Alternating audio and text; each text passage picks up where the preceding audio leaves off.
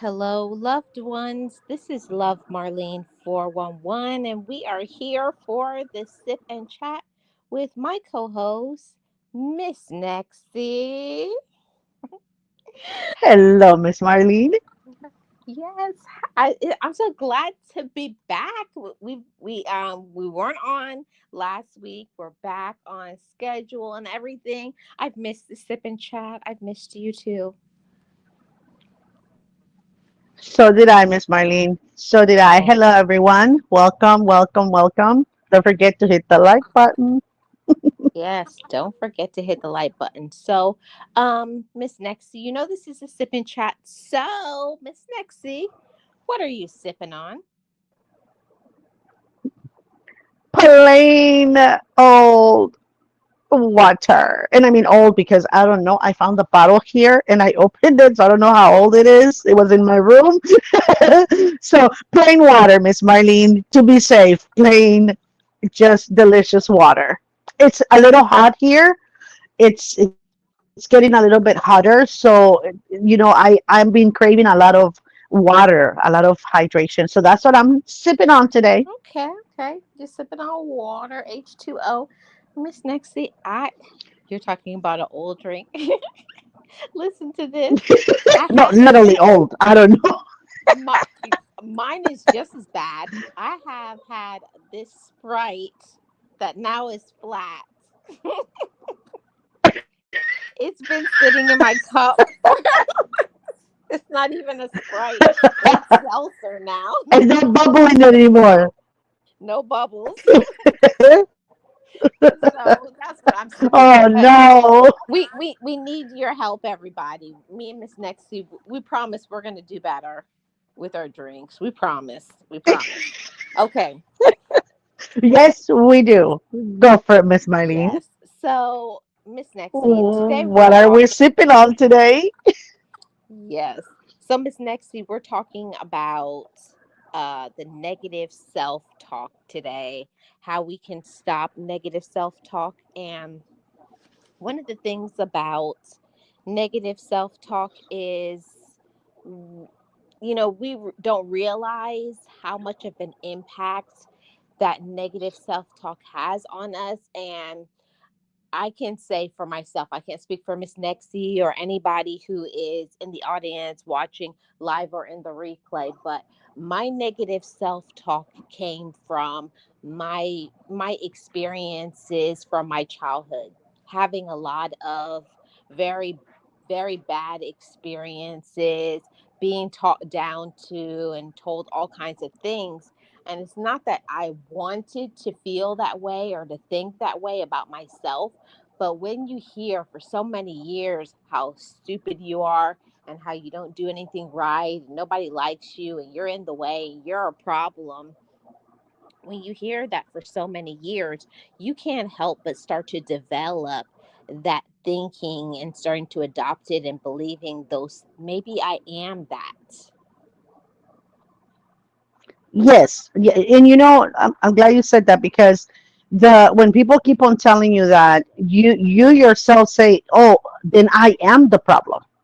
It's Mhm. not the way they think. It's not that they're in the wrong, but you start believing that you are the one that brings all the negativity to family gatherings or family problems or family solutions. You start believing that, oh, maybe they don't need me because if I come on, they're not going to be able to solve this or they're not going to be able to get the best outcome. And I want to add one more thing, one more person to that list, Miss Marlene. Also, Go ahead. I know from self is also when you're in school and you have teachers that you probably admire and you look up to, or people that are in your life that you look up to, and they themselves as well say things like that to you. You start believing that yes, I'm probably not able to learn. Yeah, I'm probably not able to. I'm not going to be able to amount to anything. Or maybe it is my head that is the problem and not the way she's teaching it. You know what I mean? Like things like that. Sorry, go on, Miss Marlene. Exactly. Exactly. There's many factors that's involved in having this negative self-talk. Yeah, it could be, your environment, how you were raised, your parents, or, extended family. But one thing that a lot of people don't really think about with negative self-talk that really affected me for many, many years is the way that the kids around you, peer pressure, and how, if you were accepted. And my upbringing was of such that I was never accepted in school. I was bullied a lot. Hi, Gloria Beckley, first time here, I think. How are you doing? Welcome. um, she said words matter, keep them positive. Exactly. Yes. So Exactly. that's one of the things, Miss Nexie, because when I was younger, okay, when I was younger, that was the problem for many, many years. Is I was so bullied in school, laughed at, talked about, all kinds of things. And my my problem was, for me, I can't speak for anybody but myself, but if you grew up in an environment where you're not accepted at home, like you're being bullied basically at home, and you go to school and you're being bullied, where is the space that you can feel safe to, be free and be loved and accepted? Hey, realist, how are you doing? Happy Thursday. Happy Thursday to all the loved ones. Thank you all so much for being here. I hope everybody's doing amazing. Hope this is a good conversation for many to have. But I did want to say that, and I share that transparently, that I went through many, many years from my childhood all the way up into my early adulthood, having so many issues because of people in my life that had, projected their fears, their insecurities, their negativity, their drama onto me, because they didn't either have the courage, the confidence, the support, the maturity. Sometimes people have mental illness. There's a lot of reasons why people will bring pain and negativity, and with their words, people can really break your spirit and bring a lot of pain and hurt into our lives. So we are the ones that have to put in the work into ourselves and say that this is not acceptable. But it took so many years. I can say for me, it wasn't until I was in college until I started to say, you know what, this isn't right. I shouldn't feel bad about myself. I shouldn't feel bad or guilty or unloved, or keep letting people say how I should feel about myself. I had to start to get in front of all of that and say, this is not what I really want to think about myself, but it's what I think about myself after years of pain, years of drama, and years of negativity. And yes, it does affect you. People can say whatever they want to, but I don't believe that stuff. Whatever is your environment, whether it's positive or negative, it affects you that way.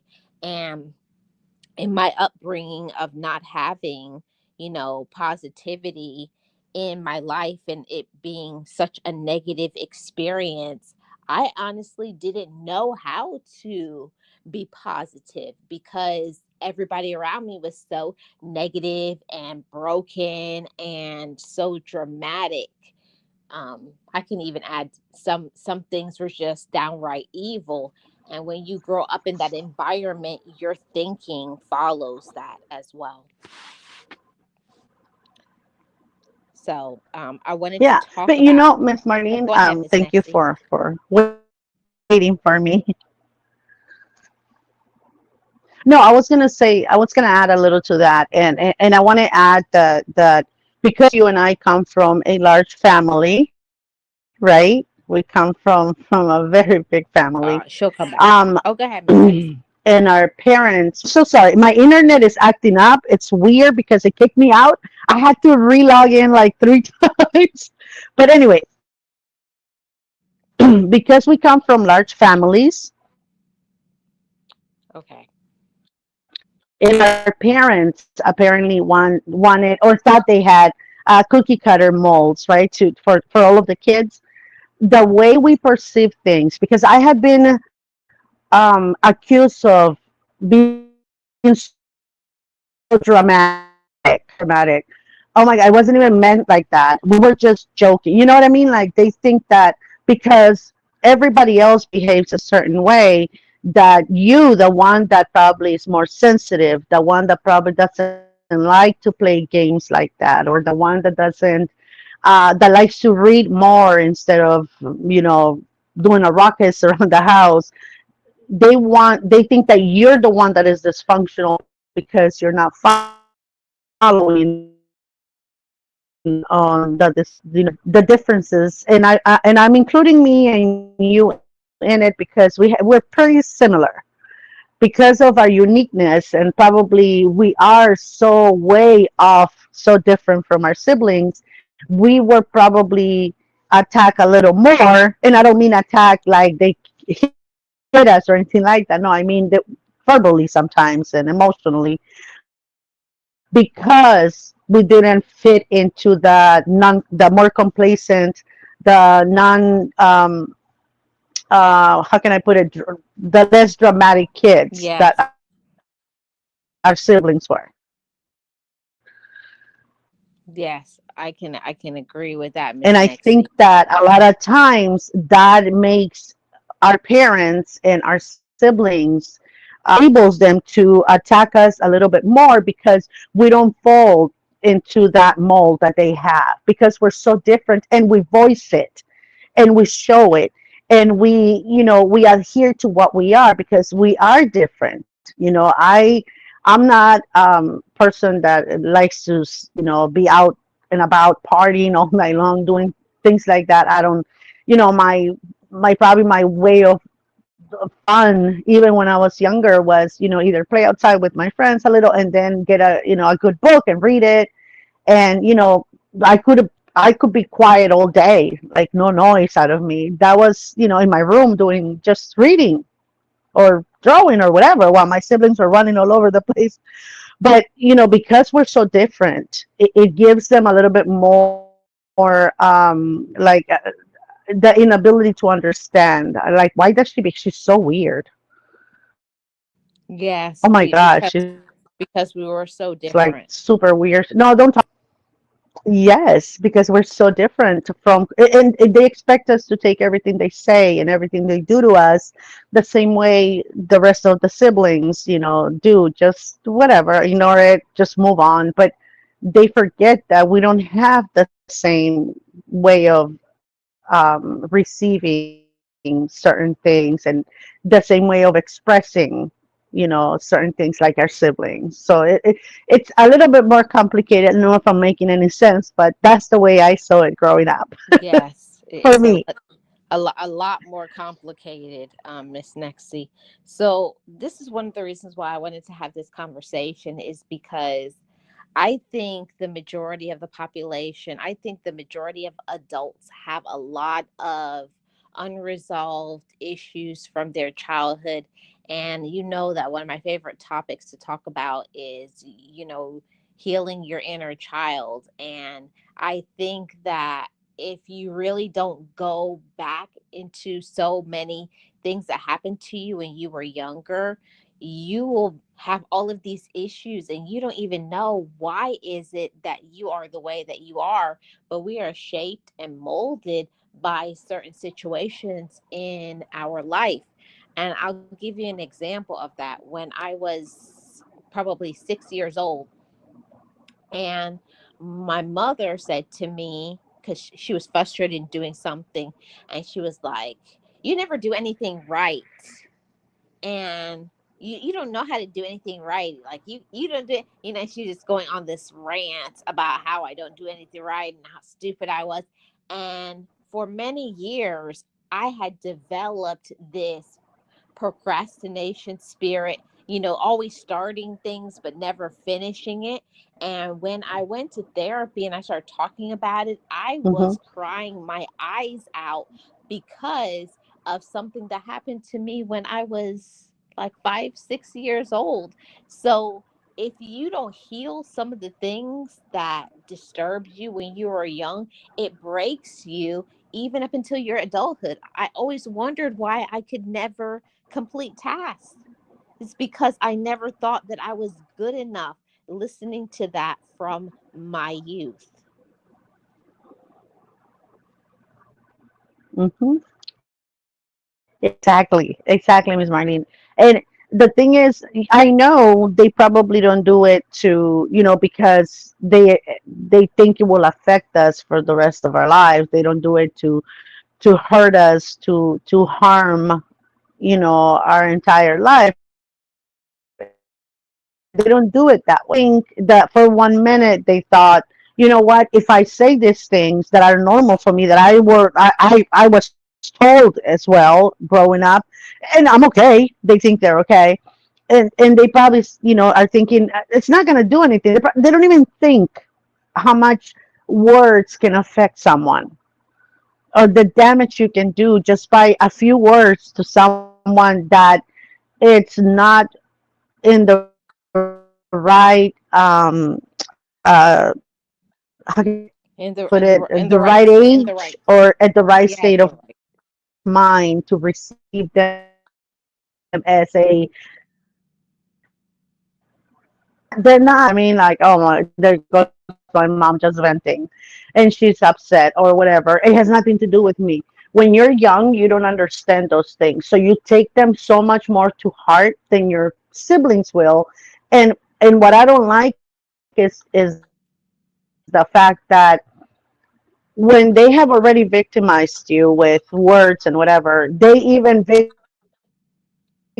you even more by saying, "Oh my God, there you go crying again. You are so not like your sister. Look at your sister."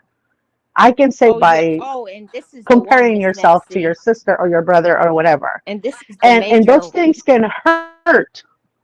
And Miss Nexie, and the worst one is when they say, why can't you be like your sister or your brother?"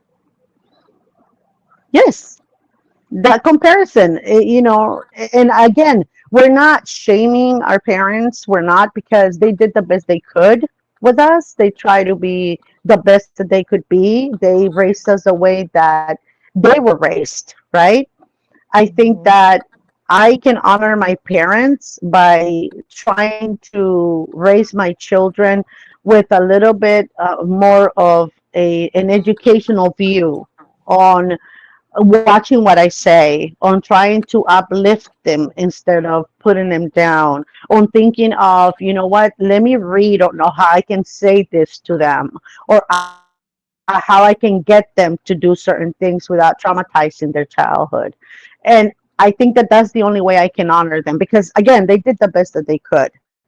That doesn't Yeah. mean they were horrible or horrid parents. It's just that that's all they knew, and they didn't think of the repercussions of their words, or we're gonna have on us. I don't think that they ever realize how much those things will harm us. And I don't mean that we were only told once how bad we were, or we were told twice how bad. It was something that it was said all the time and echoed by our siblings. Yes. Right, Miss Yes. Marlene? Yeah. Yeah, that's so true. And that's one of the reasons why we have to ask ourselves this question right here. This is so important to this topic, is how can we combat that negative self-talk? Because we can't do anything about what other people have done, or what they say, or their energy, or mental illness, or dysfunction, immaturity, evil. You can't do anything about that. We're focusing on ourselves and how we can work on being better, what's in our control. And I think this is so important to, no matter what has happened to you, no matter what other people have said about you, now as an adult, you have to say, I'm an adult now, and now I have to treat myself in a better way and learn how I can combat some of these negative self talk things. And, let's go ahead and define that. Self talk really is the internal dialogue that you have with yourself, and it can be positive or negative, but we're going to talk about the negative and then go over to the positive. Anything you want to add before we start, Miss Nexie? No, I think that go on. I'll jump in Okay. as you go. Okay. So let's talk about the negative self-talk, okay? This is one that is, most people don't even really realize that this is a negative self-talk. I'm not good enough. I'm a failure. This is too hard. I'll never get this. It is putting our own selves down, and it's not that we will even say it out of our mouth, but it's when we doubt ourselves, or when we don't allow ourselves to go for a goal, or to get a job, or to get education, or to get out of a toxic relationship. It's settling and doing all of those things, that a lot of times we don't do what we need to do, and we let the negativity and the drama and the all of the toxicity get inside of us and make us think negatively about ourselves. We think we're not good enough because maybe your parent, or maybe an ex, or a job, or maybe it was somebody in school, or it could be anybody, even on social media. There's so many negatives. We're bombarded with, you know, the society we live in. We're in an overstimulated uh, um, life. Everything, there's always things coming at us, telling us that you're not good enough. You have to look this way. You have to have this much money. You should be living here. You should have this much money. And all of that can get to us and really disrupt us and make us feel like we are nothing. And that's not true at all. Exactly. And but again, that comes a lot of times. It doesn't have to be a parent, right? That does this to you. It can be an uncle, an auntie, people that are in your life constantly. They can say things like that to you and make you um how can I doubt yourself in Right. ways that probably nothing else or no one else can do it.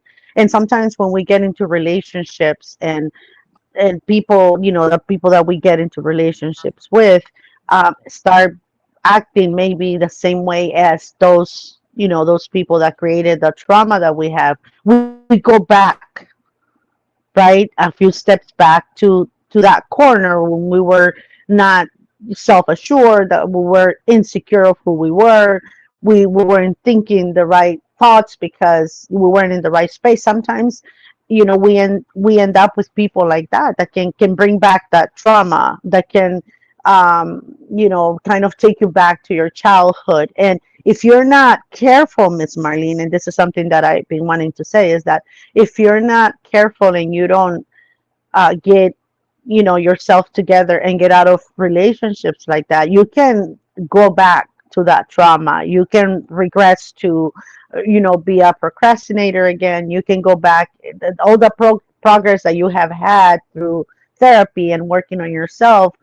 When you have people that are triggering those things on you, you can always regress and always go back to that place and probably start behaving kind of like the way you used to, and start thinking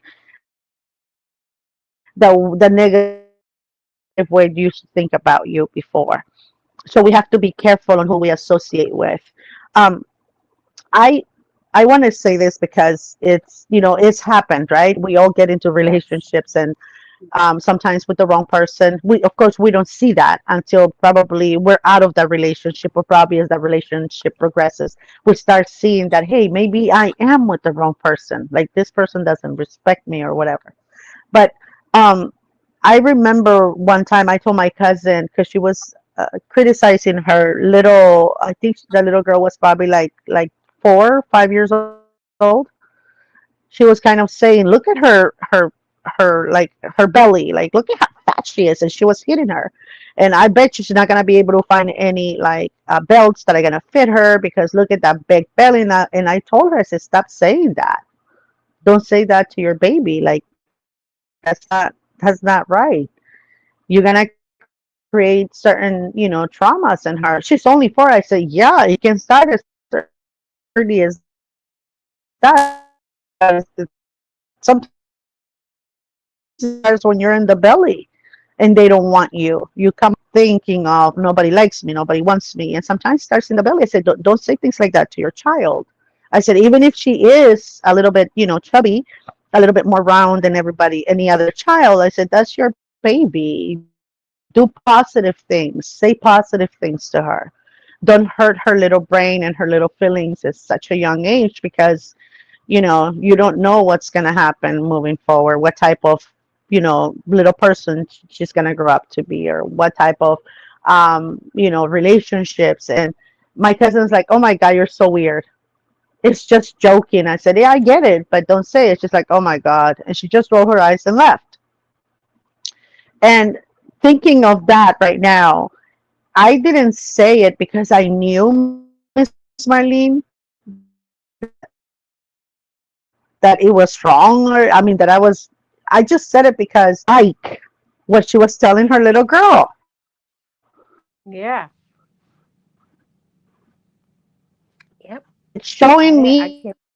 and beating her little. I was educated and I knew that everything that she was saying, but I just said it because I felt very, I don't know, uncomfortable on the way the little girl was looking at her. I think that's what triggered to me that response, because her little girl was just looking at her like, like, I don't know. I cannot even tell you how the look was, but it was kind of like shock, I guess, surprise, or maybe, I don't know, hurt. I think that's what triggered me saying those things. And there's so many It's people that do probably. things like that and say things that are joking to their children, but they don't take it as a joke. Yeah. That's why I always say that you have to be careful with the things that you say, because even if you say sorry or apologize or I was just kidding, you never know what a person could be going through. You know, like even looking at somebody and say, "That's ugly, your outfit's ugly," or "You've put on weight," or "Look, you don't know how to do this," or "You have two left feet," embarrassing people, especially it's even combated to a higher degree when you do that in front of their friends or other relatives or other siblings. You could see a person's Mm. self-esteem shrink and deflate like a balloon. Or your siblings.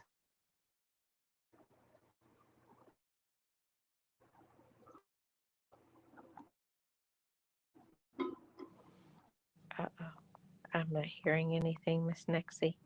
So I'll wait until you come back.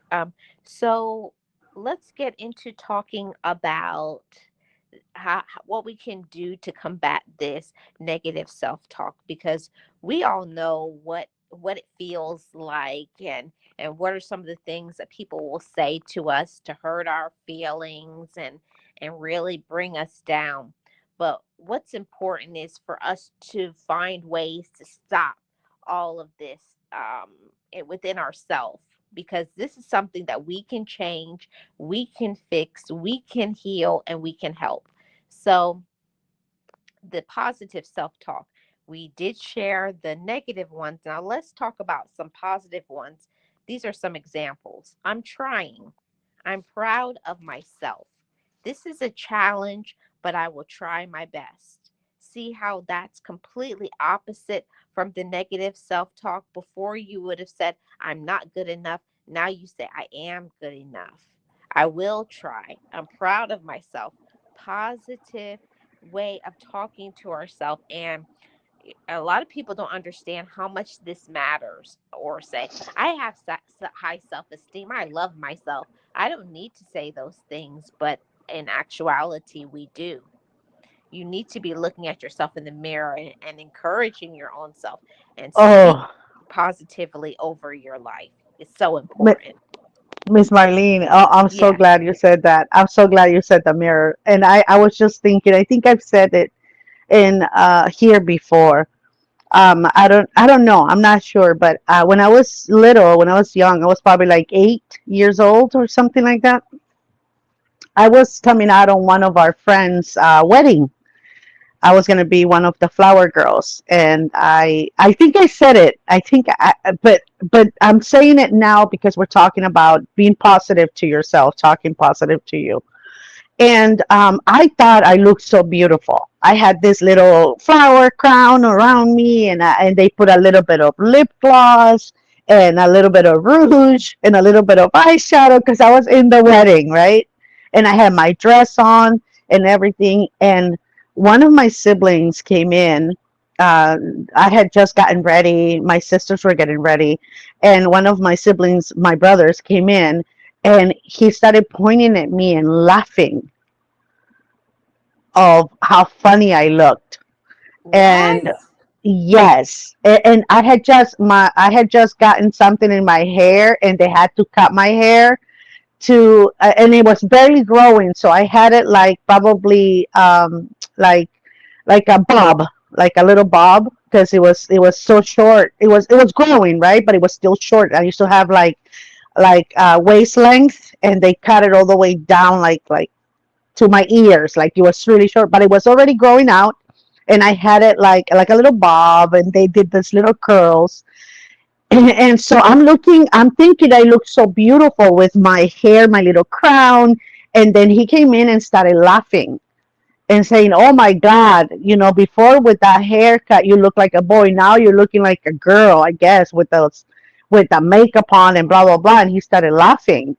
And ever since then, Miss Marlene, and I know it wasn't his fault because he was young, he was a boy, he was young, whatever. He didn't mean it in that way.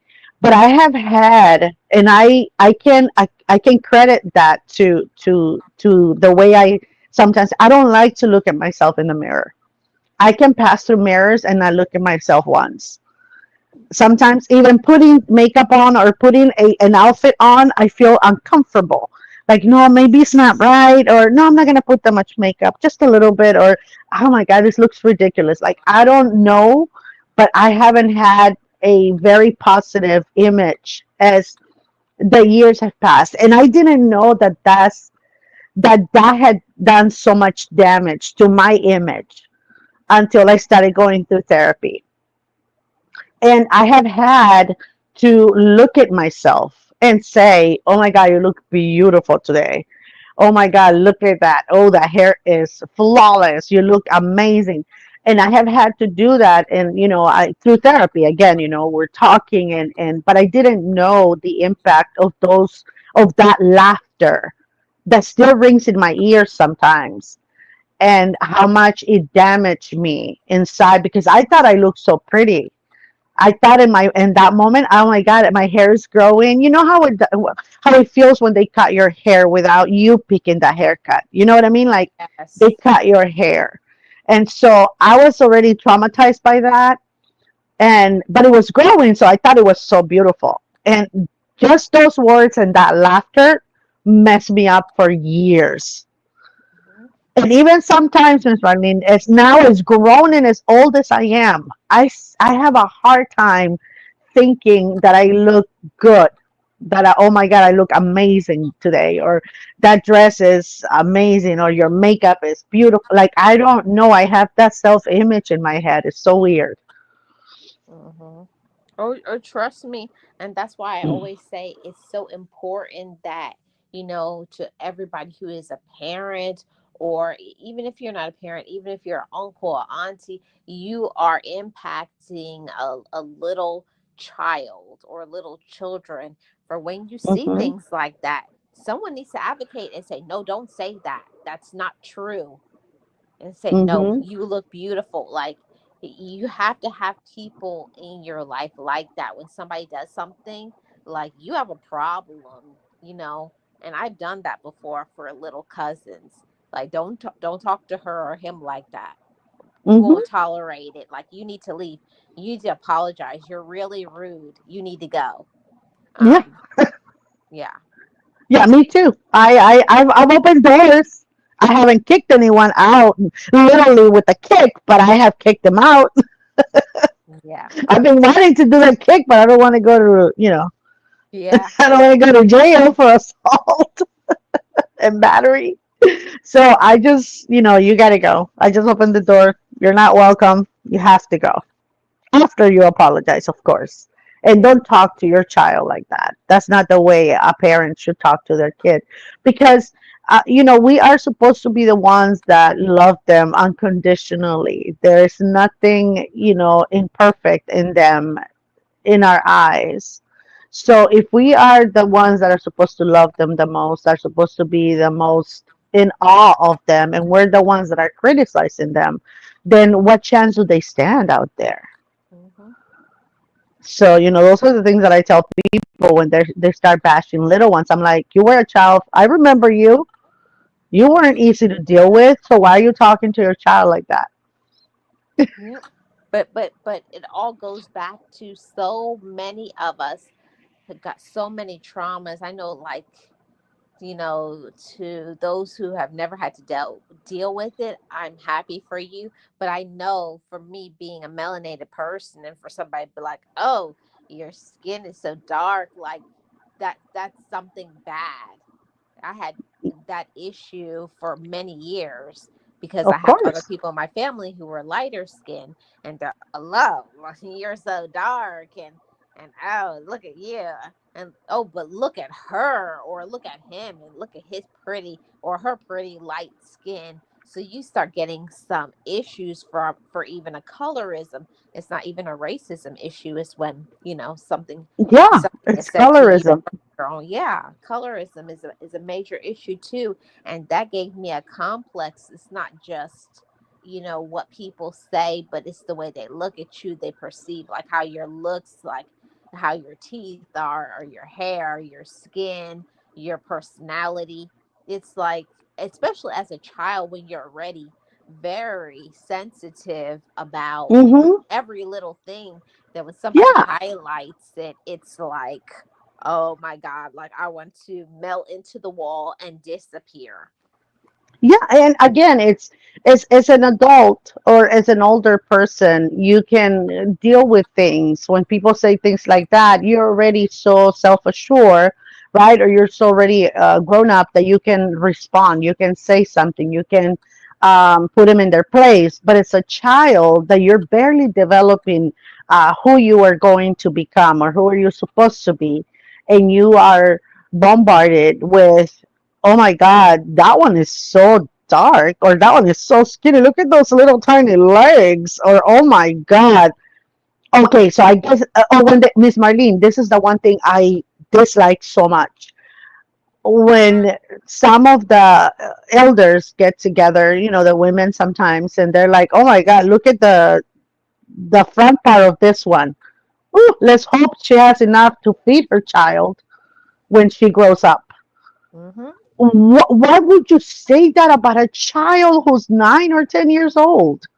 Yep. Like, who says, and why would you traumatize that child? Probably doesn't even know what you mean, but the fact that you're talking about a part of her body that is hasn't developed yet, and that who knows, she or it's probably already like, oh my God, there's something wrong with me when you say things like that.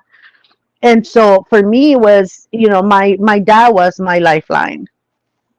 My Mm-hmm. sisters were my lifeline sometimes when they were around. In this wedding thing, my sister was, they weren't there because they were getting ready, right?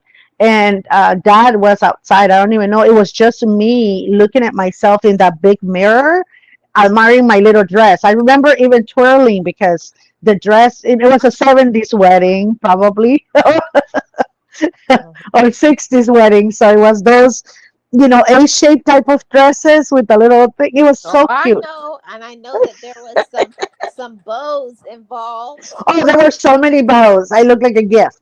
But the thing is, I thought I looked so beautiful until I got that knocked out of me. And ever since, I've always had I don't look at myself, in mirrors. Like when I'm getting ready, yeah, but I'm not always looking at myself, checking or trying to look the best. It's weird how a small nothing created such a big self, Ye- insecure image of myself. Like Yes, it's so it weird. definitely it gives you a complex. And I remember when I got older, and I don't know how many has gone through things like this, but like how like you buy an outfit and maybe your parent doesn't like it, and they're like, "Oh, that looks so ugly." And like you spent so long planning that outfit, and you think you will look good, Yes. and then Yes. somebody looks at you and goes, "That's ugly." And then you're looking, and I remember that was the first time, like, I remember my dad standing, and he's like, "It doesn't matter what you think." It's like, "Baby, do you love your outfit?" And I was like, "Yes, Dad." He says, "Good, then you look good. Have a good time." That's all and that was it. That's all that mattered to that little child in you. That dad said, "Yes, you look amazing." As long Yes. as or and the colorism, it goes sometimes so deep on a child because you already feel like an outcast because you're so different from your siblings, right? Hmm. Sometimes you're very different from your cousins as well. And so you're already not, infused in the family dynamic. And people say things like that, it pushes you even further away from actually blending in with your siblings. And it's speaking of outfits, I remember when I was younger too, you were talking about school bullying. The school that I went to when I was back home, the first schools that I went to was all girls, and the boys were in another school for all boys. Like that's how my older sister, that's how she had us in, just an all girls school. But as I got a little older, I went to a private school that was mixed. Okay. But the uniform in that private school, Miss Marlene, it was like little overall dress. It had the little straps. It looked like an overall, but it was a little skirt instead of pants, Oh, okay. and it So, was red. It was red, and our shirt was white. Okay, our little school shirt was white, and the dress, the skirt, and the suspenders was red. So when other schools will see us, they will say that we look like a monthly pad oh for no. women because we had the white and red. And it was so weird because we thought that our uniform was beautiful, right? Because it was the red and the white and the contrast so beautiful. But then as a child, you're like, what is that supposed to mean? Because you don't know until you start learning what that means. And then you start becoming like self conscious about wearing that uniform. Yeah. People It's like, people will people will give you a complex, and it's not even. yes, yes. And it's funny because you don't you can after you understand what they mean, you don't want to wear it, but you have to. So that on itself makes you even more having a little bit more of a, oh my god, I'm gonna be seen in public with this. Should I go regular clothes and change when I'm in school, and then change back to regular when I get out? instead of proudly saying, hey, yeah, it looks like that, but I'm here and I'm enjoying my time in this school because of, such an awesome education. You don't think like that. You think of, oh my God, I look horrid. There's something wrong with this uniform. It's making me even more self-conscious than I was before I started this school. It's so weird, but things like that do happen. And sometimes you think that your outfits, even if you put like a yellow, bright yellow shirt and green line pants, you think it's beautiful, the outfit you have on. And then somebody tells you, my God, you look like a clown. And Lord. you're like, oh my God, I look like a clown. It's so weird because in your eyes, you pick the best outfit Yeah. until somebody makes a comment like that. And it doesn't matter if you make it to a grown up, that person will put you in your place. But if you make it to a child that is barely getting to know his or his self or herself, it's very damaging. It's very damaging. It's very damaging. And also, people don't understand when they have unresolved issues and they project their fears or insecurities onto other people, then that impacts other people and it just keeps going and going. The pain doesn't end.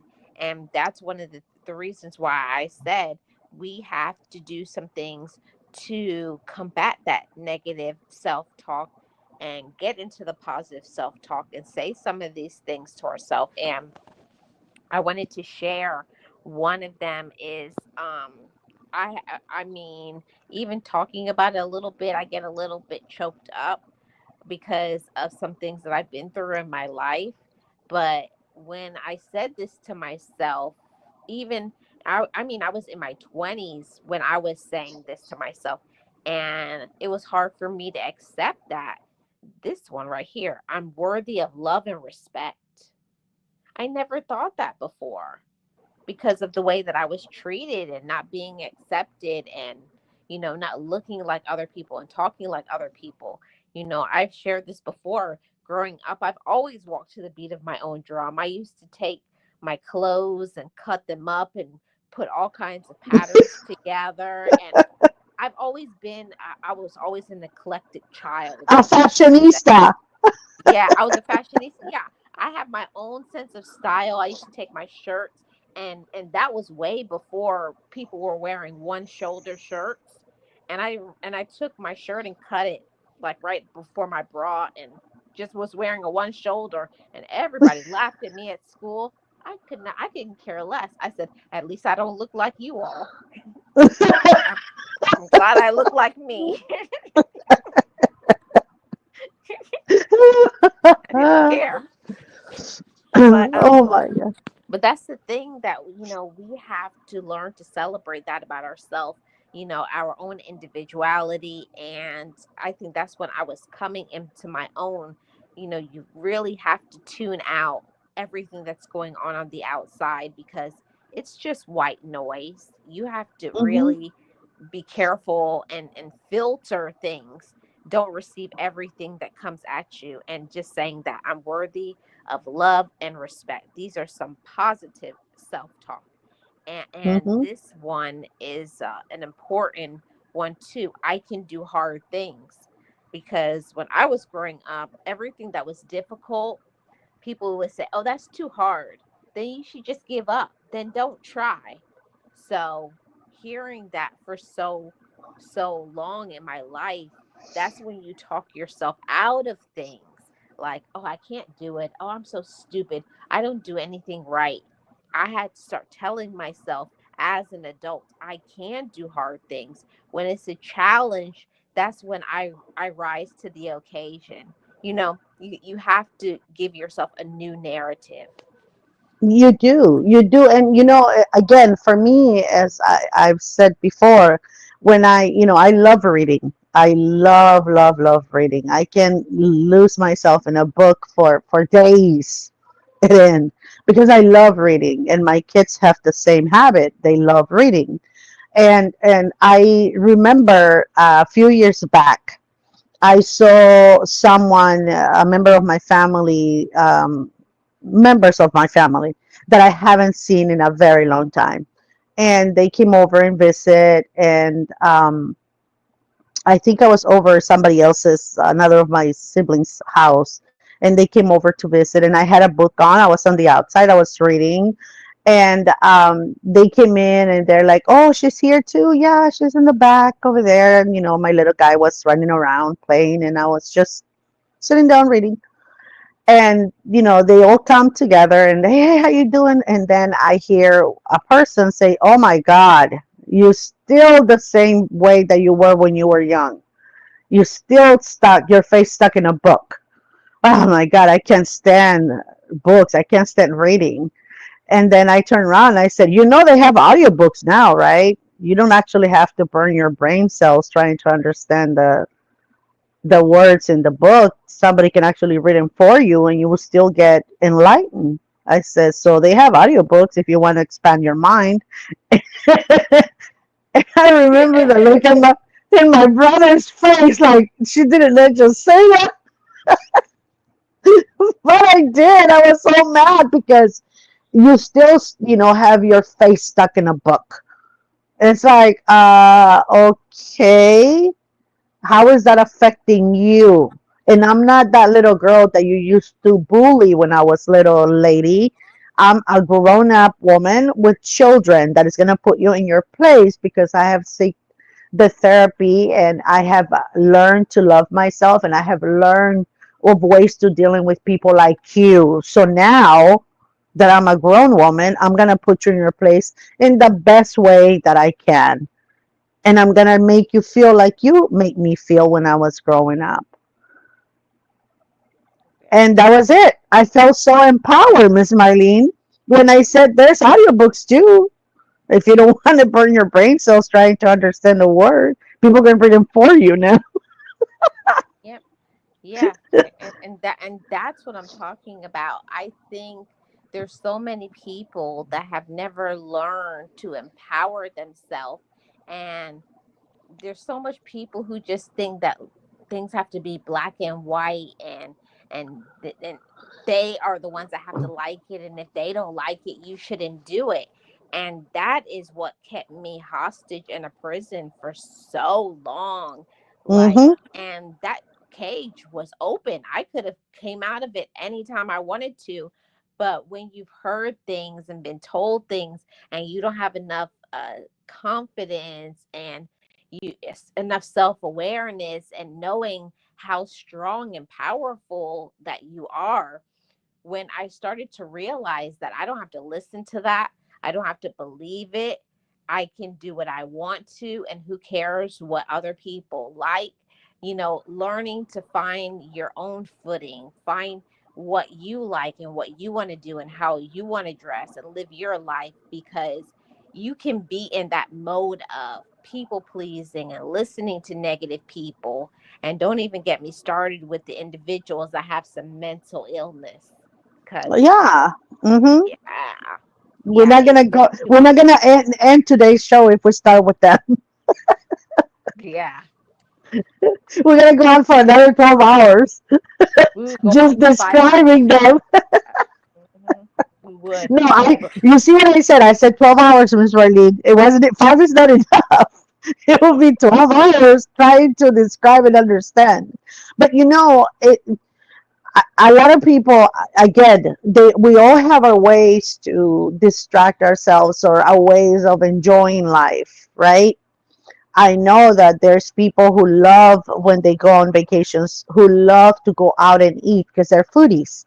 They love to try different foods. They love to try different restaurants. They love to try things like that. For me, a vacation is just poolside with a good book, enjoying the sun, the water, and relaxing. That's for me, reading is relaxation. I love that. I love doing that. So for someone to say, "Oh my God, so you went on vacation just to read?" It's not that. I went on vacation to relax, and reading does that for me, right? And it's a good form of relaxation for me. So I don't need to go and see all of the different sites in a place, or go all day doing whatever, and then come back super tired at night and then more stress. For me, this stress in a vacation is just that, relaxing with a good book. Hmm. And that's what I say, Miss Nexie, all the time. That's why you have to be around people who respect your boundaries Hmm. and allow you to be yourself. And that is something that really can help our self-esteem and our goals in life and feeling well and being able to have this I'm trying to think, curate our own life. We are the ones that can shift and change our life and make our life what we want it to be. But because of so much, being browbeat and talked about and put down and laughed at, you may feel like, oh, I'm too old now, or this is just the way it is. No, it's not. Hmm. It, and again, it takes a lot for a person to understand what the wrongs were done to them in childhood, right? And the reason why certain things trigger you. It takes a lot for you to get there, a lot of work, a lot of looking into deep into yourself and to why do I act the way that I do, or why does that bother me so much, or why am I not advancing the way that others are? Why do I always, sell myself short? Why do I always, you have to learn why it is that you do the things that you do on your daily life. You have to learn and understand and work on changing the wrongs that they have done to you, because otherwise nobody else is going to do it for you. That's the whole point, is that nobody can do them for you. You have to be the one who's going to change that outcome in you. Nobody else can do it. So with hard work, we say this over and over, a lot of therapy that you and I have gone through, and we believe in, and we advocate for it. We don't tell people what to do, we just advocate for it because it's worked for us.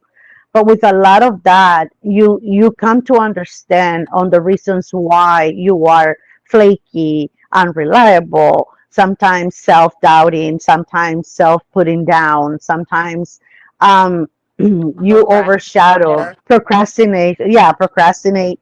Sometimes you overshadow your own happiness, like, because you're so insecure, and finding out why the reasons are, I think is probably the hardest thing you are going to do, because it's not clear cut. It's not because he said this to me that I did that.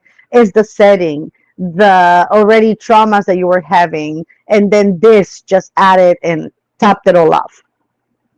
Hmm. So you Yeah. have to look deep and work on you and continue to do that, because if not, what happens is you continue to damage the lives of others.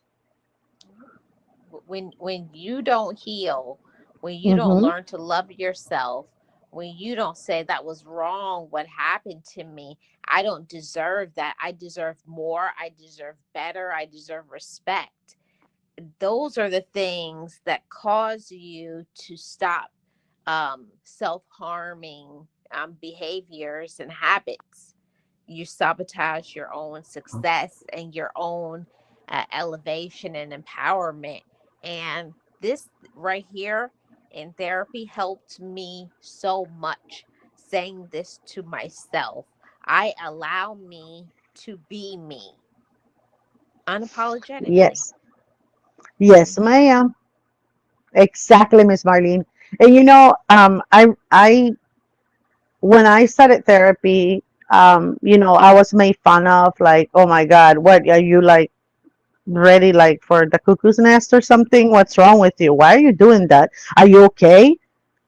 Is there something wrong with you? Is that why you're going to therapy? It's like, are you going crazy or something? Because a lot of people don't understand what that is or what that means to you. So I only always said, yeah, whatever it is that you think that I'm going there for, yeah, I'll go with that. I'm not gonna waste my time explaining to you why I'm going. But, you know, I remember that as I started going through therapy, there was a time where somebody said to me, oh my God, look at your, they said something and I reacted in a certain way. And then they said, hey, I said that to your, this other person next to you, and it didn't bother her. Why are you making it a big deal? And I said, because I'm not her, I'm me. And it bothers me when you say that. So whatever she or he feels is none of my business. But when you're saying it to me, it's bothering me. So don't say that again. And I said it to their faces. And I felt so proud of myself because before I would have just taken it. I would have not said it. I would have not even acknowledged the pain that I was going through by they comparing me to the non-reaction of that person. That's her problem or his problem, not mine. But you're saying to me exactly that. I'm not going to put up with it. No, it bothers me. So don't say it again. And saying that, doing that, it made me so, wow, so proud, so liberated. So I found my voice. So I'm not going to allow you to walk all over me or compare me with somebody else's feelings that have nothing to do with me because those are their own. There's nothing to do with me. Exactly. And Miss Nexie, I want to share this because these are the six things that honestly helped me. I know there's never like a one, like a certain amount, but I'm just sharing six things that really helped me with combating negative self-talk. So these six things I'm going to share one by one, and then I'll hear what you have to say about each one. So, this first one that helped me a lot was affirmations. And, it's saying those things like we were talking about earlier. I'm enough. I can do good things. I'm wonderful. I'm smart. There's nothing that can stop me. Those sort of giving yourself that new narrative in your head, because I'll tell you, when you have been hearing you're not enough, you're stupid, you're foolish, you can't do anything right, you have to pluck out that negative and replace it with something positive. That's what is going to help you. Yeah, the same to me is, I am enough for me. I am smart. I am brave. I am, unapologetically unspoken. Like I can do whatever I want to do and say as long as I don't hurt another. Those and the uplifting of me. I get up in the morning. I look good today. I feel good today. I'm gonna do amazing things today. I am going to change somebody's life today. I'm going to change the world a little bit today. I am going to be me, the caring person that is me. Because those things to me, they because I'm someone that likes to help. I love helping people. I love helping whoever needs me. And so I was many times put down because I'm that type of person. And then I will question that maybe I am too nice or maybe I am too easily fooled or I help too much. So all those things that I say to me every day I get up is, I feel good. I am good enough for me. I am amazing. I am going to help. And it's all about me, Miss Marlene. What I say is about me and how I'm going to change somebody or help somebody in one way. But it's all about me. And those are things that I have had to say to myself a lot because when you come from a big family, you get not being seen, you get unseen. You don't matter. It's everybody else's collectively that matters. So you're not the same as them. You have your own little feelings, your own little ways, and they get overseen because you're not like everybody else. I don't know. Maybe I'm not Exactly. making sense, You but are, you are, Miss Nexie. You're making a whole lot of sense. And that's on me. It's all about me because before I will put everybody else before me, right? And my therapist said to me, I get it. You like to help, you like to do this, but when is your help coming? When are you going to help you? I was like, huh? Yeah. When Mhm. is you? When do you get that help? From whom are you getting that help from? If you're not doing it yourself, then who's helping you? So you have to help you first so you can help others more. And so, those things are important to me. So every morning when I get up or afternoon before, if I have slept through the day because, of work or whatever, when I get up is the first thing I said. Another day, I'm gonna do this. I put myself in the role that I wanna be. I uplift myself before I step foot out of my house. It's what I do Yeah. for me. Yes. I agree, Miss Nixie. The same thing I do. I always say I am the one that sets my tone for the day. Hmm. I set the tone. If I say today it's going to be great, I don't care what's happening. I don't care what's crashing and burning. It's a great day. Because that's what we have envisioned for ourselves. And that's the thing, is that a lot of times you forget about you because you've been told since you're little that you have to help everybody else before you, that what you feel and what you're sensing, or what you're receiving is not important. It's what you're giving that matters. Mhm. And I think that that is wrong. Nope. It has to be. I believe it should be a balance. It is Yes, ma'am. important. It is important to give to others, to help people, to support others. But first, have to take care of yourself. And another point of this 6 points that has really helped me, like you were saying earlier, is therapy. Because if it wasn't for therapy, I don't know, Miss Nexie. um, I honestly don't know. I think I wouldn't. Maybe I would have been maybe okay, but I would not have been a happy person. I would Hmm. be at peace. I wouldn't be able to handle my life without anger and projecting my fears or insecurities onto other people. I know therapy helped me to be happy for somebody else. Like it didn't Hmm. always have to be about me. Like if something good was happening to somebody, I could say, "Oh, congratulations." But the former me would be like, "Oh, you think you're all that now because you're now I can be happy and celebrate somebody else that is Sincerely also happy. happy." Yeah. You can be sincere about the happiness that you feel for others. Of course, right? If it's a brand new car that you wanted it, but you have a little pot, you're like, oh, wow, you bought it, but I can't. You can still feel that, but you can still be happy as well and saying, I'm glad you were able to get it. I haven't yet, right? You say that to yourself, but I will one day, but you already got it. Oh, wow, look at you. Yeah. Oh, look at you. Oh, you don't even look good in that car. Exactly. I I wouldn't look should much I should better. look in it. Or that outfit or that purse. Or look at those shoes. I've been wanting those shoes, but she got it first. Yeah, exactly. So that so that was my next point. And this one I think is important, so important. And I talked about this earlier on another channel about oh, with my channel members. I was talking about how it's important to have an optimistic outlook.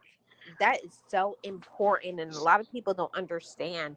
You have to be able to say things are improving, my life is getting better, I'm happier, I'm healthier. That's projecting, putting out positive, about yourself, that things are going to get better, that there is hope for me. I am wonderful. I am blessed. You have to speak over your life. Yeah, you do. You do. And a lot of people, they try to get you out of that because they think that you're faking, right? The changes that you are making in your life. And they're always trying to instigate, that you were before so that they can show the world, you see, she's still the same person, right? um for those people is that I do the mantra every morning so that they don't affect me the way that they would have before. They don't matter. What matters is how I feel in this beautiful day.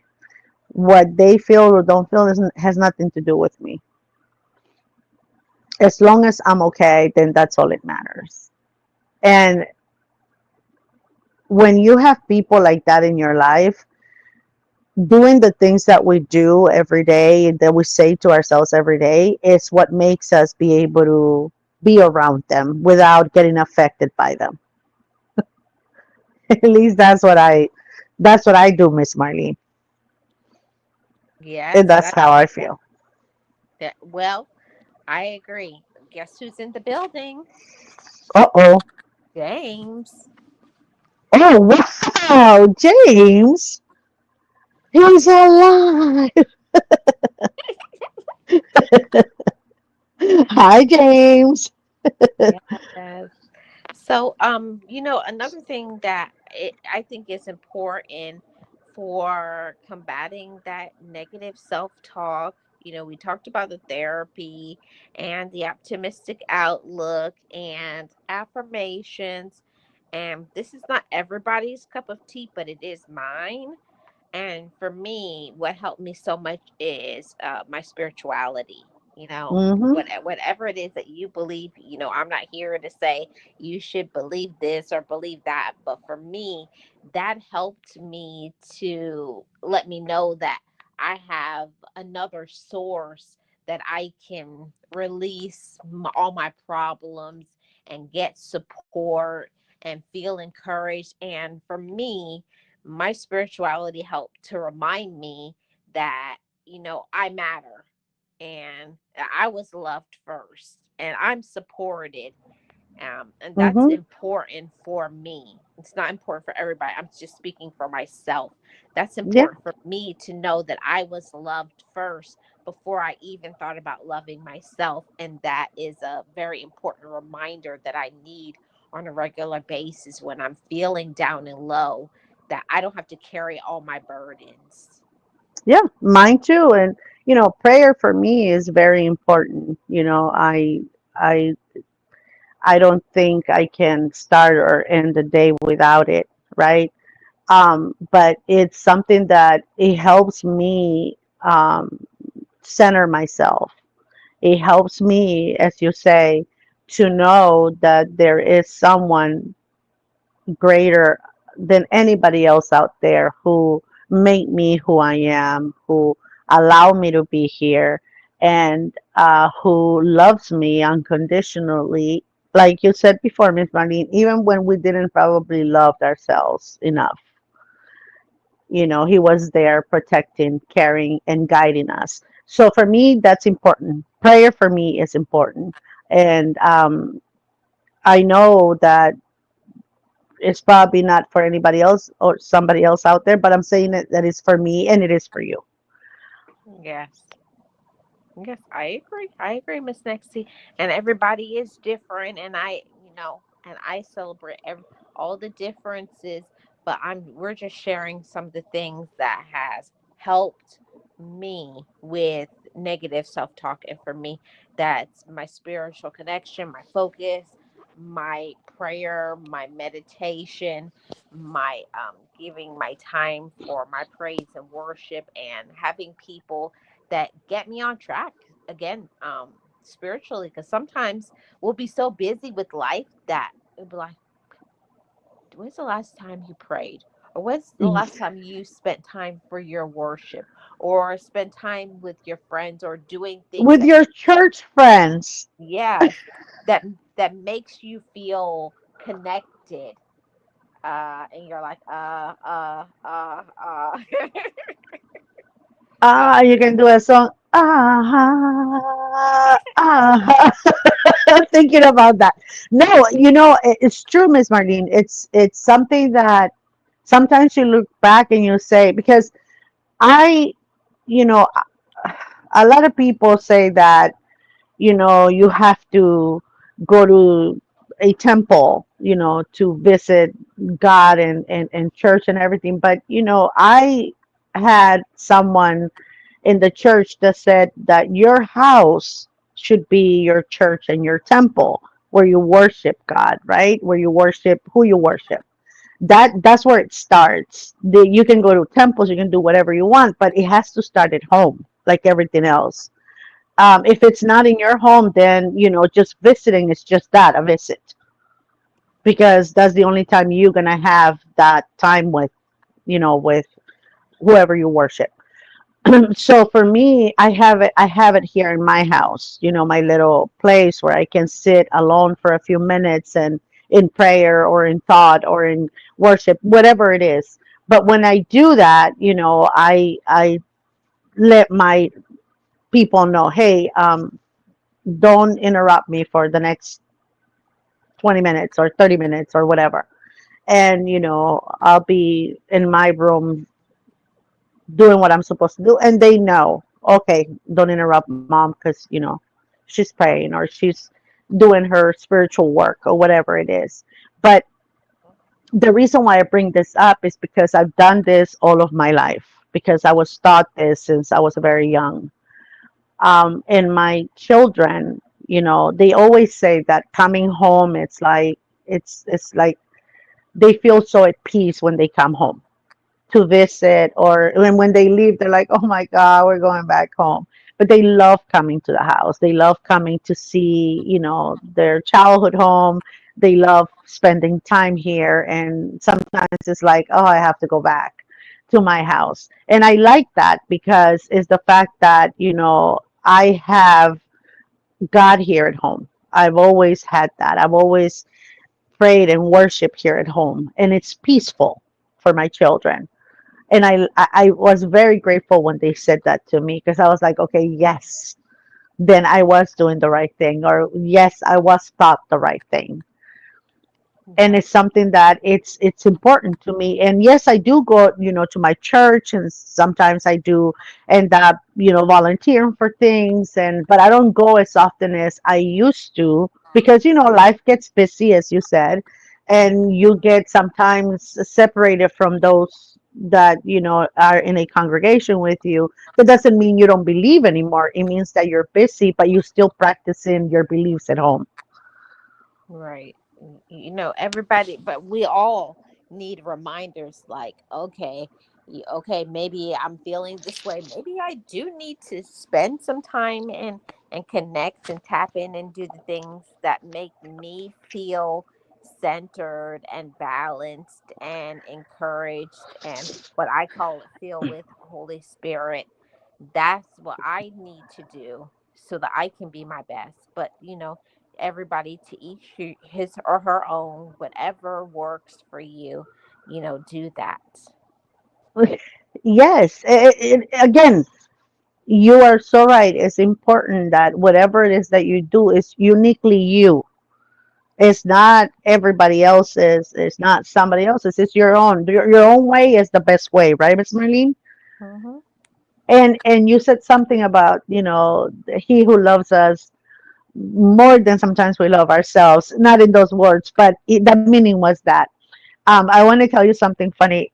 When I was little, I used to go to I think it was kindergarten when this happened, and my little friend, we were fighting for over a toy. I think I don't even remember exactly why. What I remember is I went home and I started crying to my dad because the little boy said that I had, when he was mad, yelling, right? We were fighting back and forth, calling each other little names, mean, and you're selfish, and we don't even know what that meant, but we were arguing back and forth. And he said that I had the color of my eyes was booger eyes. I had Oh. And I went home and I was crying and I told my dad, "Do I have the color? My eyes are the color of booger? Is that what it is? And I hate my eyes." And then my dad said to me, like, "So you're saying that God made a mistake by giving you the color of those eyes because God doesn't make mistakes?" And I looked at my dad and I was like, "Who's talking about that?" I'm saying I don't like the color and I want to get him dark color or another color or whatever. But for the longest time, as Marlene, when I was over there, I felt so weird because of the color of my eyes. Because my little friend, which we are best friends, by the way, said that to me. And I thought it was the worst thing that could ever said to me. And my dad brought me back by saying, "So you think that, and I stopped crying. And I'm like, and who's talking? What? I'm not even talking about that. I'm talking about me, the most important person in this room." Exactly. But I remember my dad saying, "So you said that he made a mistake because he makes us to perfection.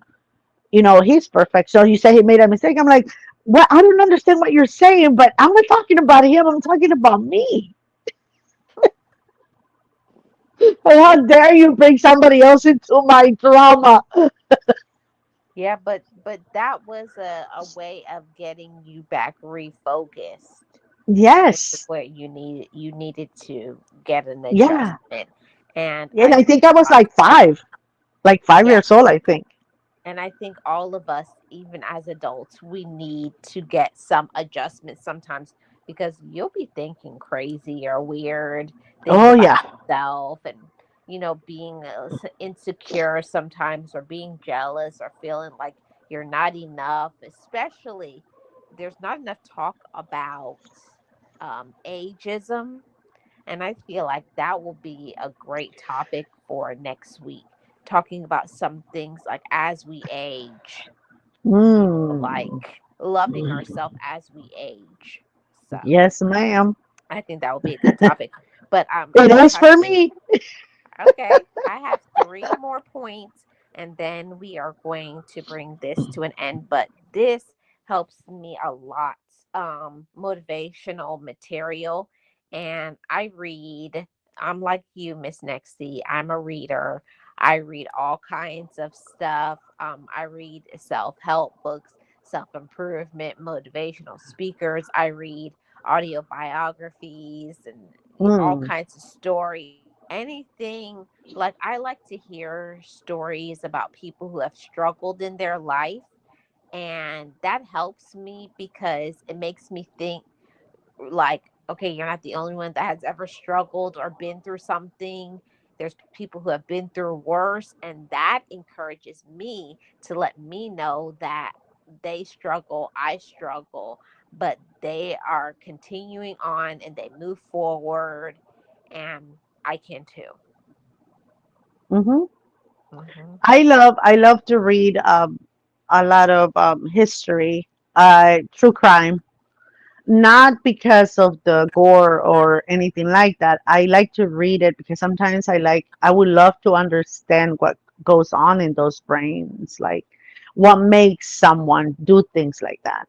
I read a lot of that. Biographies, I love them, but history, I'm not someone that likes those fictional type of readings. I don't like fiction or sci-fi. Ooh, I'm gonna step on some toes. Uh-oh, Miss Nexie, you did not Sorry. say where are your boots at. Oh, I got my steel toes. I wear them at the minute we start this podcast, this sip and chat. I put them on because I know something you'll say. I'll be like, "Oh, she just stepped on my toe." But There. since I have my boots on, I don't feel it. Oh, James said it's nothing wrong with being a bookworm. Who says that? James. Oh, of course he would. I bet you he is too. Yes, I know, James. It's awesome that we're bookworms. But again, I haven't been able to understand, like I don't get the fiction. type of books, or and I'm gonna say it, Miss Marlene. I'm gonna say it, and I know what I'm gonna get from you, or the romance things. I'm sorry. Oh, don't, don't, don't. Now you guys are seeing the real Miss Marlene. Uh-oh, somebody is getting dropped from the sipping chat. It's just gonna be the sip and not the chat anymore Yeah, because it's she's gonna no be the longer here. sip and no chat. I'm like, she's out of here. And same with movies, right? I like biography, history, movies, real life things, but not. And you and I have, we Yeah, talked about this. I don't yeah, like the romance. we've talked about it and we've come to the conclusion that we'll agree to disagree. Yeah. And it comes to Miss Marlene saying, "Oh, I'm watching my romance," and I'm like, Oh yes. And Miss Nexty will be like, eh. But everybody has their own likes and dislikes, and I think that as a person that has worked on oneself so much, you have to learn to understand. You have to learn to, like you say, agree to disagree, because not everybody has to be like you or has to like what you like. But you mm-hmm. can still be friends. You can still be best friends. You can still be everything. You don't have to be the same. That's the whole point. Yep. And Miss Nexty, we got one last point, which I think is one of the most important parts of stopping negative self-talk, and that's having great support. Hmm. Whether it's a friend, whether it's an actual like in-person support group or an online support group or someone from social media, but just making sure that no matter what, you get support that you need, not what other people think you need, or no, what you need, giving yourself that permission to get the support that you need in your way, in your love language. And that was something that I had to learn, that it was okay that I didn't have to be loved like how, your parents or sibling or this person or that person, but getting the support that I need so that I can be okay, because that's what this is about.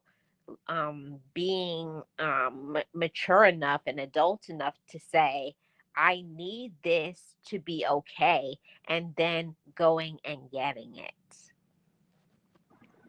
And it's one of the hardest things, since Marlene. I think that to people, some people, for me especially, that have always been a people pleaser, helper.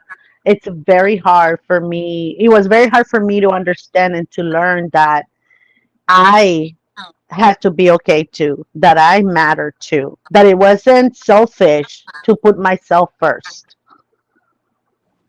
Hmm. that it wasn't sinful to put myself first. Oh, And because that so, that's a big yeah, one, Miss Nexie. yes, Miss Marlene, yes, and that's why I said it, because for me is, it was always, I will hear others, oh my gosh, she's so selfish. Oh my gosh, she's sinning. It's all about her, right?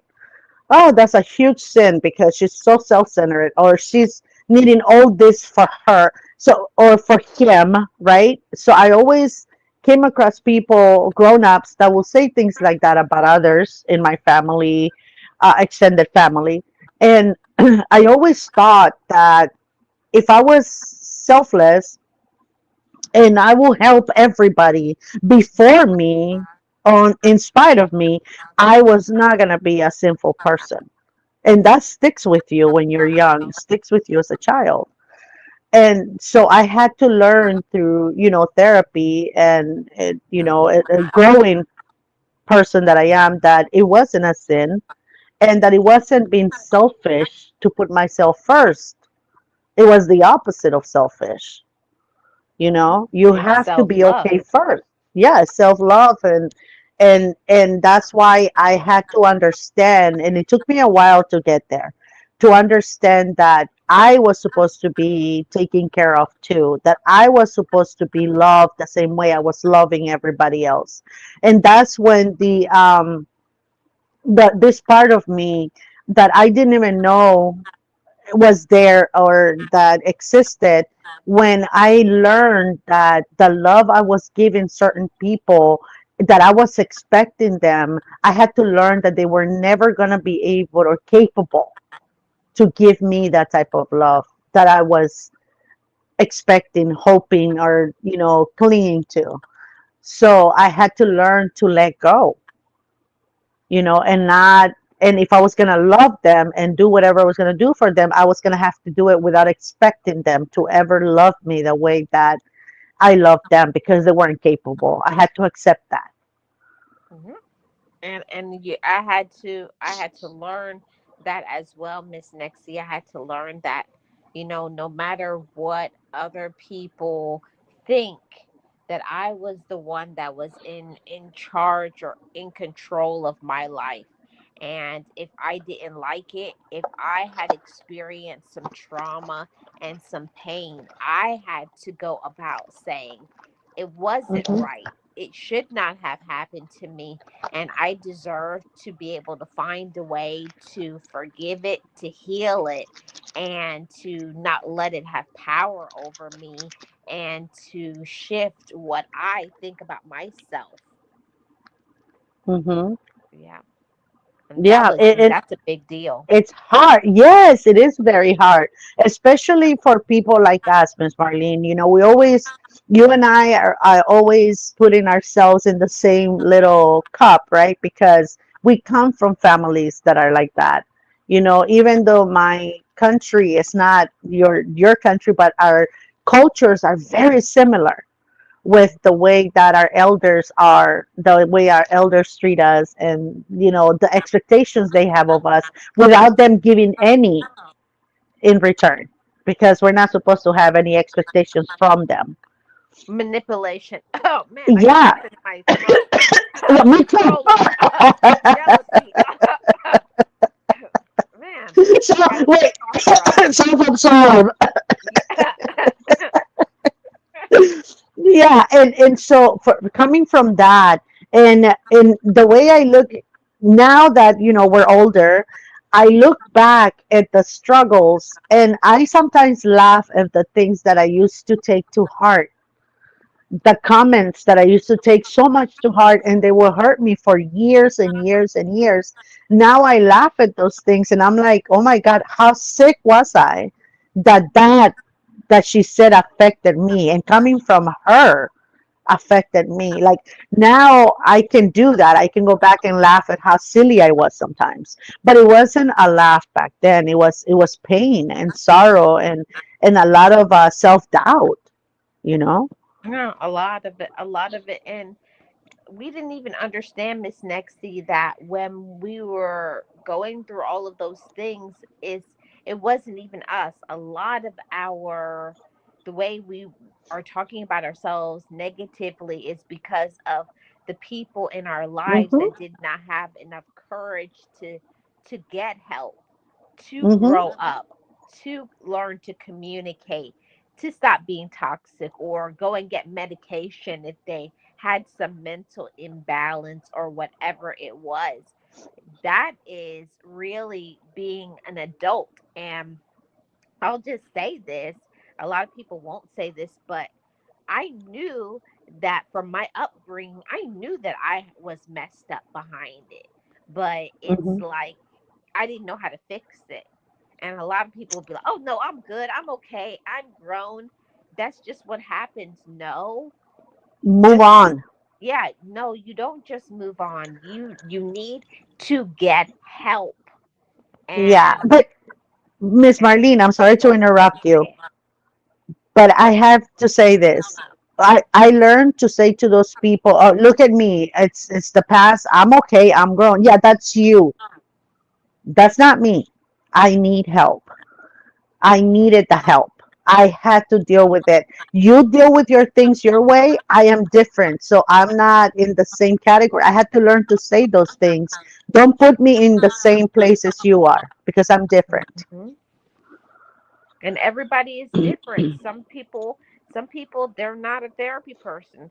They may be a person to, give back in the community, or they may be a person to be out in nature, or maybe more leaning towards their spirituality. Everybody does things their own way. But the most important part about this whole conversation is we have to find the tools, the resources, the support, the the healing, giving ourselves the permission to say it was not right what other people Hmm. did to me, but now as an adult, I am the one that has to take the control and the power back. And that's Hmm. one of the most powerful things that I ever did, Miss Nexie and Chad, and anybody who's listening on the replay, is say to myself for the first time as an adult, I give myself the permission to let go and to be me. I give myself the Hmm. permission to be happy and to stop caring what other people think, because it's my life and I am going to do what I want now. Yeah, because it affected you. It didn't affect them in the same way. And that's what I had myself too. I had to understand that even if it didn't affect my other siblings the same way that it affected me, those words didn't mean to them as much as it meant to be to me. I had to learn to say to myself, okay, it didn't affect them, but it affected you. It made you doubt yourself. It made you insecure. It made you somewhat a shy and not a very trusting and open person. It affected you. It affected me, not them. Right. So Yeah. I had to say that to myself because I will always be put down when they said, "But look at me." I mean, Yeah. they said the same things to me. I'm okay. And I had to Yeah. understand because I'll be like, then there's something wrong with me. That's what I used to say. Then it's me then. So they're right. There's something wrong with me. I had to learn to say through my therapist and everything, getting that power and saying, yeah, but that is you. That's how Mhm. you deal with things. Doesn't mean that I have to say, feel, or understand the same way that you do. Yeah, but Miss Nexie, a lot of people who say that they're okay, they've been running from their own shadow, their own Hmm. skeleton in the closet. They've been running from the trauma and the things that it has broken them, shattered them to the core. And it's the reason why so many people can't stay in a romantic relationship. They are such an angry person, or they're either so much overweight or underweight, or have so much other issues, or have all kind of vices like alcoholic, you know, many toxic behaviors. But one of the things that I didn't want to do and be like how I was raised, I didn't want things to band aid what I felt, what was Hmm. said to me. I was like, I'm not going to be drinking and drugging and this and being promiscuous. No, I'm not doing that. I Hmm. need to find out what makes me feel like I need to have either money or a relationship or this or a drink to make me feel good. What Hmm. do I need to fix so I don't need any of those things to feel good about me. I just Hmm. need myself. I need my own friendship. So, Yeah. yeah. Well said, Miss Marlene. Great Well said. topic. Great topic. I enjoyed it. Thank you for collaborating with me as usual. I appreciate it. And everybody know that starting next week it will just be the sip because of what I said earlier. Mhm. There will be no more chat. She's gonna block Yeah, me from I'm this. gonna, because I don't know, Miss No Nixie got me romance, blocked. no I don't romance know. movies, no romance novels. So yeah, I'm blocked. So it's gonna be just a sip Careful, from now on. careful. I got my trigger finger, Miss Nexie. Careful. I know that you're very quick at blocking people, but listen, Miss Marlene, no, I'm just kidding. But no, thank you, Miss Marlene, for allowing me to, cooperate with you. It's a form of therapy as well for me, by the way, and been meaning to say this for the longest time. It's good because it brings out everything that sometimes, there's days that I'm in my feelings and we do the sip and chat, and you help me so much on working those things out. Some topics that you bring up, sometimes I'm like, oh my gosh, it's inside my head again because, I'm dealing with certain things and extends from back then, and you bring up the topics, we go through them, and it's a form of therapy for me. I'm someone that likes to talk and find out things what works and why people behave certain ways, why I behave a certain way, what makes me sometimes feel a certain way. And doing this, Miss Marlene, and I appreciate it very much. It just makes me feel right. It makes me feel good, and I appreciate the fact that you allow me in your space. So thank you for having me. No problem. It's my pleasure. And to anybody who is listening now live in the replay in the bushes, I want to encourage you to work on your relationship with yourself and know that you're enough. You're not your past, you're not what your former relationship or what other people may have said to you. You are the one that has to put in some work into your inner child and do some inner healing, some trauma healing so that you can feel your best, okay? No matter what anybody said to you, you are the one that has to change the narrative if you don't like it. So, thank you all so Exactly. much. Thank you. Thank you for coming, everyone. Don't forget to hit the like button, subscribe if you haven't subscribed yet, and we will see you next week on another sip. Yes, on Hopefully, another. it'll be a chat. Yeah, and a little bit of chat. Oh, before we go,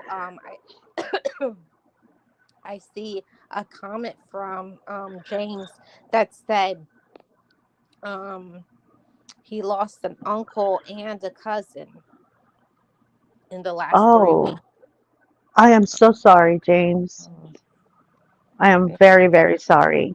I understand your feelings. I'm very, very sorry for your loss. yes, condolences to you and to anybody who has lost anybody or dealing with some issue. We hope you get some relief, some support, and know that you're loved and you're enough. Amen to that. Yes. Thank you, Miss Nexie, and anybody who's in the chat live. Shout out to all of my mods, to all my channel members, and anybody who's listening on the replay. I hope this will be supported because you know we talk about on Love Marlene 411. When you learn to love yourself, you can trickle it down and give more love to other people. Yes, yes, ma'am. Couldn't have said it better myself. When you love yourself, you can love others even when they don't love themselves. Thank you for Exactly. having me, Miss Marlene. Have a wonderful time, everyone. Thank you for supporting Miss Marlene, and we'll see you guys next week on another Yeah. Sip and Chat. Another sip and chat. Bye bye, Bye, everybody. James.